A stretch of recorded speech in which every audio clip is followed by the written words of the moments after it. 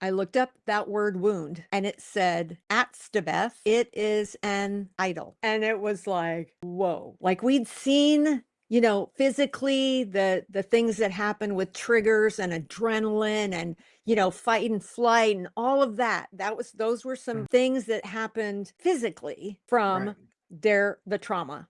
Then there was the mental, feeling suicidal and depressed and all those things, but we hadn't had a real scriptural, spiritual answer for this PTSD thing until now, until we looked that up and it clearly just said it's idolatry. And the reason it's idolatry is because it's controlling us. If you get triggered by a sound, your brain doesn't know the difference between a real threat and a perceived threat. So if it's a sound or a song or a smell or anything like that was active and in those memories from the time of the post-traumatic stress, the trauma, I'm sorry, not the post-traumatic stress, but the time of the trauma, our brain does not know the difference. It is treating it as if it is a real threat.